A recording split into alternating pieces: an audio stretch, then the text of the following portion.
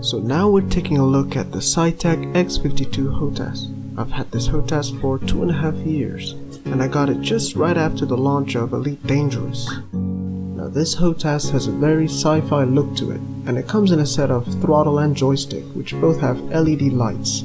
The LEDs are blue and they cannot change in color. The X52 is very suitable for a game like Elite Dangerous. It's very fine control and very comfortable to use for long hours. The buttons are placed very well on the throttle. It's very nicely placed for my thumb and fingers to reach. The nice thing about the throttle is that there are two wheels that can be used for head look or even navigating between the panels. Now, the throttle does have two detents at the 25% and the 75% speed, which can be useful for Elite Dangerous when you want to drop out of Super Cruise. The multifunctional display is not very useful other than telling the time or the time-lapse function. Again, I don't really use it. The back of the throttle has an 8-way hat switch, which I use for lateral and vertical thrusters. There is also a scroll wheel, but it doesn't really work that well, so I don't really use it. After 2.5 years, the throttle works really well, and I'm still able to control my speed precisely without overshooting my enemies when I'm chasing them.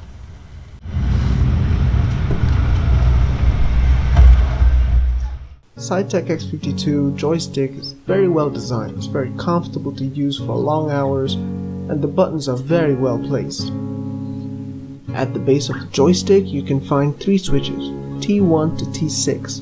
They can be configured to activate your shield cell bank or chaff, but after some time the switches become very loose, so you have to apply a bit more pressure, which can be difficult when you are in a serious combat and you have to quickly activate those functions. The hat switches on the joystick also become loose over time, so the functions are not as responsive as it was when I first got it 2.5 years ago. What I really like about the joystick is the pinky switch, which I use as a secondary combination button, so that essentially you have double the possible configurations that you can have in a single HOTAS.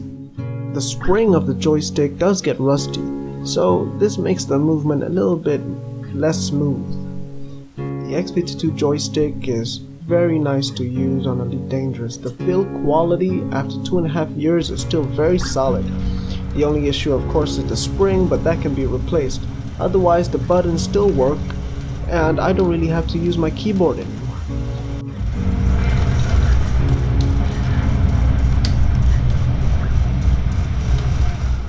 I'm very lucky to have a good experience with my Saitek X52. Although there are many people on the forums that have a lot of problems with the HOTAS, I'm looking forward to what Logitech has planned in the future since they bought over Saitek.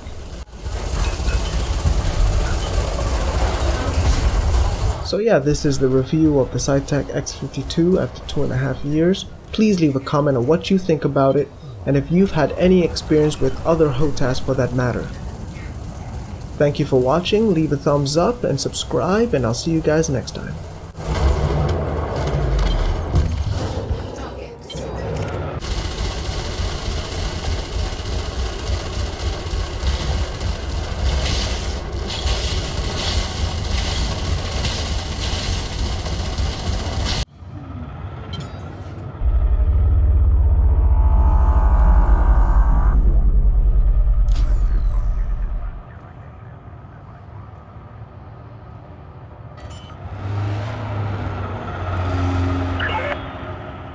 Meters from touchdown.